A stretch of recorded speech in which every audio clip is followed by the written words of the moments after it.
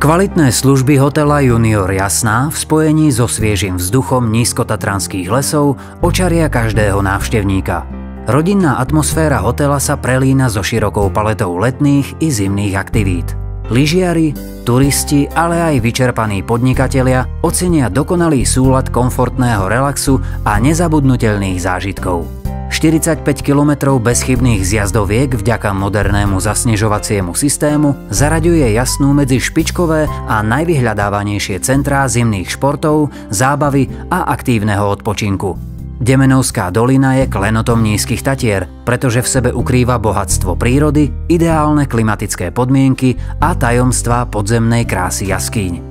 Túry po malebnej prírode sú tým najlepším únikom od starostí a povinností hektického života. Krehkosť a chladnú majestátnosť zeme môžete obdivovať vo Važeckej, Demenovskej či Belianskej jaskyni. Adrenalín si zvýšite pri raftingu, paraglidingu či dobrodružnom splave váhu.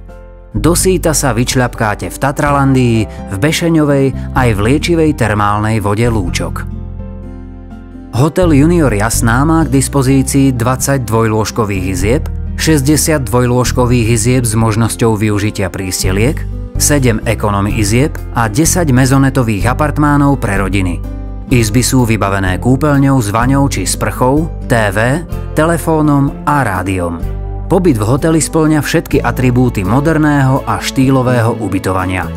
Hostia uvítajú lahodné špeciality reštaurácie Biela púť a reštaurácie s pizzériou à la carte, ale aj kvalitu personálu a nápojov denného a nočného baru.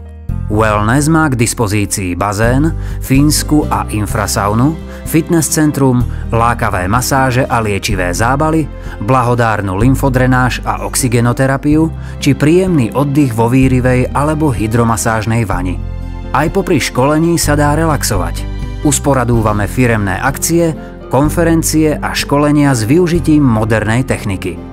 K dispozícii je 6 konferenčných miestností a salónikov s kapacitou od 20 do 260 miest. Obľube sa tešia aj školy v prírode plné zábavy a spoznávania krás nášho kraja. Hotel Junior Jasná v srdci unikátnej Demenovskej doliny ponúka dokonalý oddych medzi srdečnými ľuďmi a vôňou hustých lesov.